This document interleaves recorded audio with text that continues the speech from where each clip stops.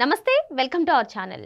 YCP అధినేత YS Jaganmohan Reddy ఇటీవల పెట్టినటువంటి ప్రెస్ మీట్లో ఆయన కొంత ఫ్రస్ట్రేషన్తో మాట్లాడినట్టుగా కనిపిస్తుందని చాలా మంది చెప్తూనే ఉన్నారు. మరి ఇటీవల కేంద్ర మంత్రి పెమ్మసాని చంద్రశేఖర్ను ఉద్దేశించి కూడా ఆడు వీడు అని సంబోధించడం ఏ విధంగా చూడాలి, మరి ఎందుకు ఇంత ఆందోళనకరంగా జగన్మోహన్ రెడ్డి మాట్లాడుతున్నారు తెలుసుకునే ప్రయత్నం చేద్దాం. దీన్ని విశ్లేషించడానికి మనతో పాటుగా ఉన్నారు టీడీపీ జనరల్ సెక్రటరీ అరీఫ్ గారు. నమస్తే సార్. నమస్తే. జగన్మోహన్ రెడ్డి గారు పెట్టేటువంటి ప్రెస్ మీట్లు అన్ని కూడా చూస్తూ ఉంటారు సార్. బహుశా ఆయన ఎంత ఫ్రస్ట్రేషన్ తో మాట్లాడుతున్నారో చాలా మంది చెప్తూ ఉంటారు. అధికారం కోల్పోయిన తర్వాత ఈ ఫ్రస్ట్రేషన్ మరీ ఎక్కువ అయిపోయింది అని చెప్పి. మరి ఇటీవల పెమ్మసాని చంద్రశేఖర్ గారిని ఉద్దేశించి ఆయన కేంద్ర మంత్రి అయినప్పటికీ కూడా వాడు వీడు అని సంబోధించడం ఏ విధంగా చూడాలంటారు? దాని గురించి ఆయన చెప్పిన వీడియో ఉందమ్మా. ఈయన కూడా ఒక పార్టీ అధ్యక్షుడైనా, ఈయన మాజీ సీఎం అనే ప్రజలు తిట్టే స్థాయికి వచ్చేసాడు ఆయన. ఎందుకంటే ఆయన ఫ్రస్ట్రేషన్ ఆ పార్టీది ఎక్కడి నుంచి పాతాళానికి తొక్కారు. ప్రజలు ఏం చేశారంటే ఈయనకు అధికారం ఇచ్చారు, అధికారం ఇస్తే ఏ విధంగా చేశాడు అన్న దాని మీద చూసి పాతాళానికి తొక్కారు. సో ఇవాళ ఫ్రస్ట్రేషన్లో ఎంపీ గారిని పట్టుకొని, గుంటూరు ఎంపీ డాక్టర్ పెమ్మసాని చంద్రశేఖర్ గారిని పట్టుకొని ఒక కేంద్ర మంత్రి వాడు, వాళ్ళ ఎంపీ ఎవడు వాడు అన్న మాట్లాడే విధానం చూస్తే ఇప్పుడు గుంటూరులో ప్రతి ఒక్కళ్ళు మాట్లాడతారు, సేమ్ ఈ విధంగానే తిడతారు జగన్మోహన్ రెడ్డిని. ఎందుకంటే డాక్టర్ పెమ్మసాని చంద్రశేఖర్ గారి గురించి ప్రజల్లో ఒక మంచి అభిప్రాయం ఉంది. ఆయన ప్రతి ఒక్కళ్ళు పనిచేస్తున్నారు. వాళ్ళ ఆఫీస్కి వెళ్తే కూడా మీకు ఒక డిసిప్లిన్లో ఎక్కడ టోకెన్ సిస్టంతో పాటు ప్రతిదీ చాలా క్లియర్గా వర్క్ చేస్తారు. ప్రజలలో ఆయనకి ఎట్లా అయిపోయిందంటే, అరే ఇక్కడికి వెళ్తే నా పని అయిపోయింది. ఆయన చాలా తక్కువ టైంలో గుంటూరు ప్రజలు కనెక్ట్ అయిపోయారు. ఆ విషయం ఈవెన్ చంద్రబాబు నాయుడు గారు కూడా చాలాసార్లు చెప్పారు, మంచి ఎంపీ వచ్చాడు గుంటూరుకి అని. అలాంటి వ్యక్తి ఆయనకు ఒక ఏమైందంటే గుంటూరు 1లో, ఎస్పెషల్లీ గుంటూరు 1, ఎందుకంటే నేను అక్కడ పనిచేస్తున్నాను కాబట్టి, గుంటూరు 1లో ఆయనకి బ్రహ్మాండమైన ఫాలోయింగ్ ఉంది. ఆయన్ని పట్టుకొని ఒక ఎంపీని వాడు అన్నది మాట్లాడడం అనేది ఆ జగన్మోహన్ రెడ్డిని, అంటే వాళ్ళ లీడర్లని తిరుగుతారా రోడ్ల మీద, ఆంధ్రాలో తిరుగుతారా? వీళ్ళు తిరగలేరు. ఏమనుకుంటూ భయపెట్టిద్దాం అనుకుంటున్నారేమో. అందరూ సావడమే, అందరూ ప్రతి ఒక్కళ్ళు. ఇవాళ జగన్మోహన్ రెడ్డి చనిపోతాడు, నేను చనిపోతా, చూసేవాళ్ళు చనిపోతారు. కాకపోతే మాట్లాడే భాష చాలా ఇంపార్టెంట్. నువ్వు ఏదైనా కానీ మాట్లాడేటప్పుడు ఒక మర్యాద, చిన్నోళ్ళతో ఏ విధంగా ఉండాలా, పెద్దవాళ్ళతో ఏ విధంగా ఉండాలా, మర్యాదగా ఉండాలి. జగన్మోహన్ రెడ్డి గురించి చాలామంది అంటారు వాళ్ళ ఫ్యామిలీనే రెస్పెక్ట్ ఇవ్వలేనోడు.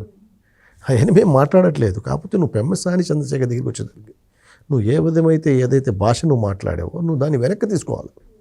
లేదంటే దీని పరిణామాలు చాలా తీవ్రంగా ఉంటాయి. నువ్వు తిరగడానికి, నువ్వు రోడ్ల మీద కనబడితే ప్రాబ్లమ్స్ వచ్చేస్తాయి ఇలాంటివి.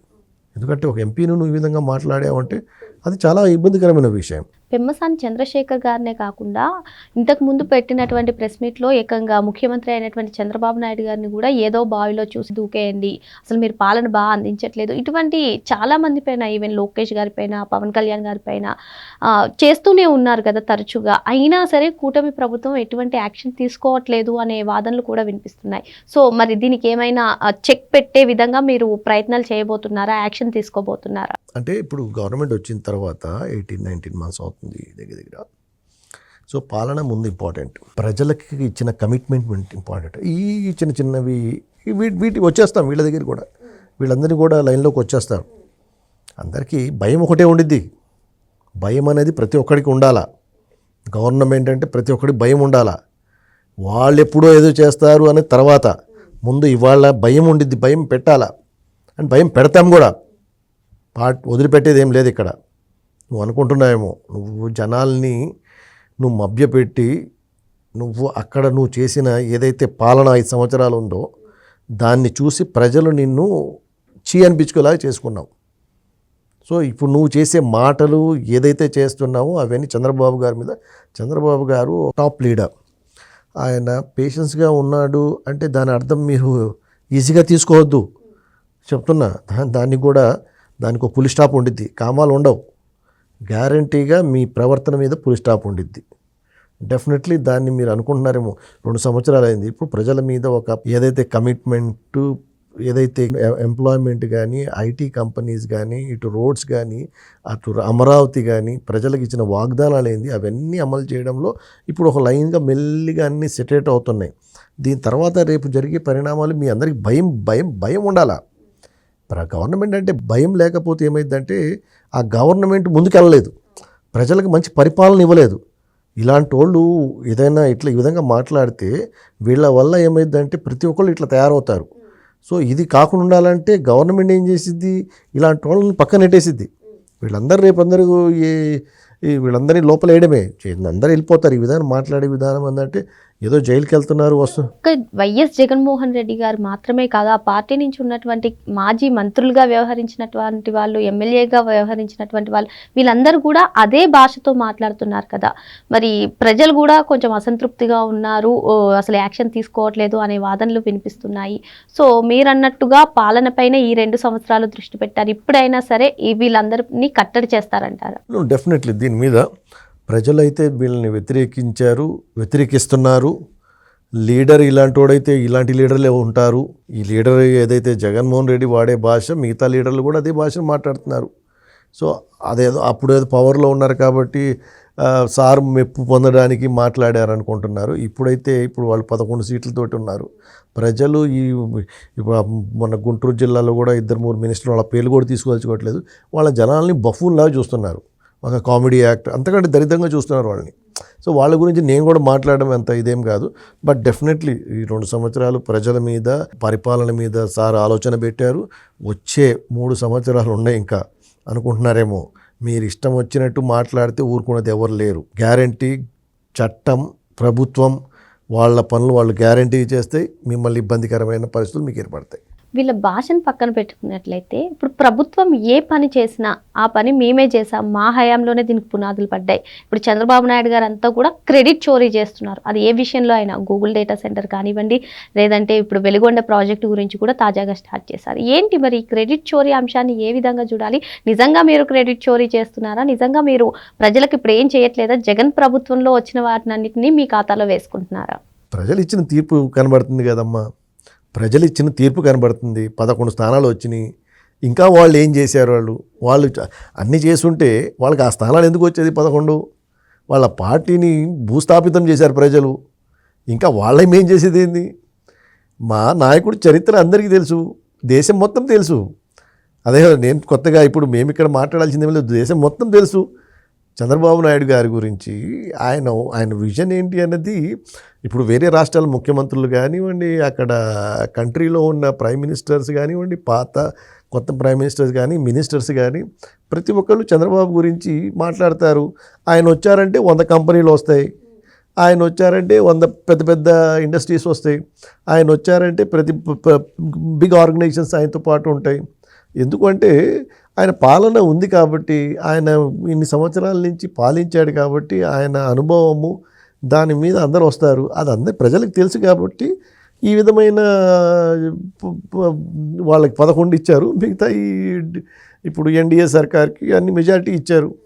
సో దీని మీద వాళ్ళ ఫ్రస్ట్రేషన్తో మాట్లాడేవి తప్ప అంటే మీరేమో ఫ్రస్ట్రేషన్ అంటున్నారు, కానీ పదే ఎవరు ప్రెస్ మీట్ పెట్టినా, అధినేత మొదలు పెట్టుకుని చిన్న స్థాయి నేత వరకు ప్రెస్ మీట్లు పెట్టినా అదే అంశాన్ని మాట్లాడుతున్నారు. అంటే మరి ఇది అంటే ఒక అబద్ధాన్ని 100 సార్లు చెప్తే నిజం అవుతుంది అంటారు కదా, మరి ప్రజలు ఏ విధంగా గ్రహిస్తున్నారు వీటన్నిటిని? ఉమ్మేస్తున్నారు ప్రజలు. ఏం చేస్తున్నారు? ప్రజలకు అన్నీ తెలుసు. వీళ్ళు అనుకుంటున్నారు వీళ్ళు ఏదో ఈ విధంగా మాట్లాడితే హీరోయిజం అనుకుంటున్నారు. బట్ అన్ఫార్చునేట్లీ జరిగేది ఏంటంటే జీరో.